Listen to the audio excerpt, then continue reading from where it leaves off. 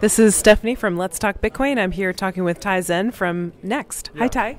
Hey, how's it going, guys? Glad to have you here. We've been trying to reach out to you guys for a while now, so glad to meet up here at the Texas Bitcoin Conference. Yeah, it's great to talk to you, too. We are at the Texas Bitcoin Conference. And what is NXT for someone who's never heard of it? Okay, so NXT is a second-generation cryptocurrency, and it's a 100% second generation. It is not a knockoff of the Bitcoin source code. It's not a duplicate. It's not a copy and paste. The inventor of the NXT source code is a person named BC NXT, and we think that he's from Europe or from Russia somewhere. And it's a completely new source code that's written in a completely different language. It's in Java, and so it's not like the other altcoins that you see. Right, so this has been designed from the ground up, and it has some different features that are not included in Bitcoin 2 at the current moment. Yes. Is that right? Yes, exactly. What happened was that BC NXT saw that there was a lot of features that was missing from the Bitcoin protocol. So when he created this, and I say he, it could be a she. We don't know, okay? It's anonymous. Like Satoshi from NXT, yeah. Yeah, so BC NXT created this source code called NXT, and he did it from scratch. And he built in all the features into it that was not available in the Bitcoin source code, and also the features that you cannot add to the Bitcoin source code now, because it would drastically affect, a lot of people. And yeah, when I said that, I was talking about messaging and a distributed exchange. Is that right? Yes, they have a messaging system. They have right now, the biggest thing that they're working on is the peer-to-peer asset exchange, because of the situation with Mt. Gox, and there's a big demand in the market for a peer-to-peer exchange that has transparency to it and that's not centralized. So they have the test net out, and people can go to the next thread at Bitcoin Talk, or go to nextcoin.org or nextcrypto.org, and they can sign up and use the testnet and help develop it. Wow. So, I mean, a lot of people are talking about doing distributed exchanges with Bitcoin, but yes, this is actually already happening. Yes, with it's already, there's already I'm not sure if it's the alpha version. I'm not a coder, I'm not a developer. I just help with the marketing team, but I know that they have the testnet out, and I've seen a lot of people test it already. They're actually right now in the process of testing exchanging Doge coins and other altcoins through the asset exchange. So it's really exciting times, and there's a lot of development going on. Such wow. Yeah, such wow. Yeah. All right. So every NXT wallet is a Brain wallet by default. Is that right? Yes. BC NXT decided that to avoid confusion and everything, they set it up as a Brain wallet initially.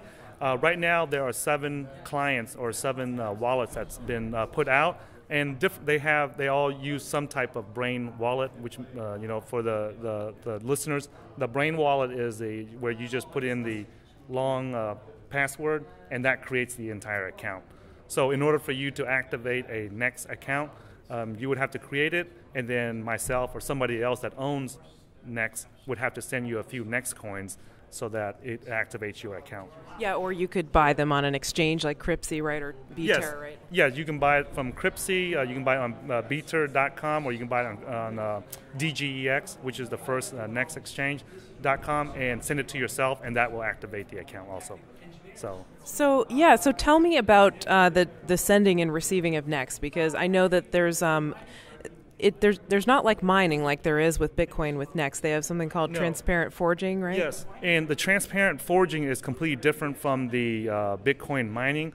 Bitcoin mining that serves 2 purposes. Several purposes. One is to process the Bitcoin transactions, to secure the network, and to mint new coins.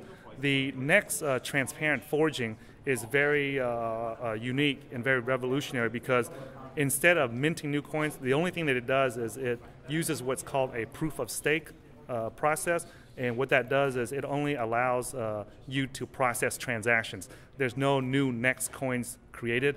There's 1 billion NXT coins that were created from the original source code on the day that it was launched and released, and that's it. So everybody just recycles those 1 billion coins. And so how did the coins get distributed? I think that's something people want to know about. Okay, so there's a big controversy with the NXT, because the 1 billion NXT coins were distributed through similar to what an IPO process is. And so BC Next put up an announcement for a certain period of time. I think it was like a month or a month and a half, where if you, he was trying to raise 21 Bitcoins. And if you were willing to send in 1 Bitcoin, you got that percentage of the 1 billion next. So it's a proportional and percentage-wise base. So a lot of people say that it's pre-mined and they have an issue with that. So there's only 21 people that got next in the first round. Is that what you're saying? No. It's not 21 people. It's if you sent in half of a Bitcoin or a quarter of a Bitcoin or a tenth of a Bitcoin, you got that percentage of the 1 billion next. Got it. Okay, so no, it's not 21 people. There were actually 73 original stakeholders, and they all sent in the next. Right during that IPO period, and during that time, the BC Next distributed, and there's I think around 13 million or so that were unclaimed. So whoever sent in the Bitcoins to get Next started, they didn't claim it. So we use the community. The Next has a very strong community, and they use those 13 million unclaimed Next coins, and to develop the infrastructure and for marketing. Mm-hmm. So. Wow, that's really interesting. Yes. Okay, so the clients for Next, there's 7 clients out that you mentioned, and yes. This seems like they're really prolific with coming out with these clients. It's only a few months old, and now there's already lots of different ways to use it. Yes, it's one of the more popular second-generation currencies, and after 100, like around 100 days now that it's been out on the market, there have been there's a lot of developers that enjoy the fact that Next is not a copycat of Bitcoin and that it's an original source code. So the people that are looking to pour their time and effort and coding abilities into an altcoin, they chose Next because of its non-copycat nature. And so right now we have approximately 7 clients. A lot of them are open source, so their code can be reviewed, but they're being in development right now. And you can go to nextclient.com, I think, or nextclient.org. It's one of those sites. It contains all 7 of the clients that people can choose from. Or you can go to any of the nextcoin.org or nextcrypto.org and find those clients also. Okay, and there's an actual store where you can buy stuff with Next. Is that right? Now, I've seen that. I haven't seen that yet. You know, I mean, the developments in the Next community are coming so fast that it's kind of hard. It's challenging to keep up with everything too. So now that you mention it, now I'm aware that there's a Next store. So. Oh, great. Okay. So. Well, speaking of open source, the Next, I don't know what you call it, the Next code became open source recently, right? Yes. There's something that's very unique about the Next source code. When BC Next brought it out, there was a big concern in the Next community that there would be a lot of copycats and there would be a lot of people trying to steal the code and knock it off like they did with Bitcoin. So what they did was they did several things that I thought was pretty unique, and from a marketing perspective, it's very cool. All right. Okay, so when Next was released, they did 2 things that I thought that was pretty cool about it. One was that they purposely injected it with 3 security flaws at different levels. Okay, so they did that on purpose, and they announced it to the community. So that, and the reason why they did that was because if anybody wanted to copycat the source code when it was launched, it would be a problem because the source code has 3 security flaws in it. And at the same time, those 3 security flaws was also an invitation. They put that in there to invite people in the crypto community to inspect the source code, and whoever found those security flaws would receive a very large bounty. So it's to prevent copycats. It's to for security reasons they did that. And the other thing that they did with the Next source code that was very unique is that they made it so that they were several versions ahead.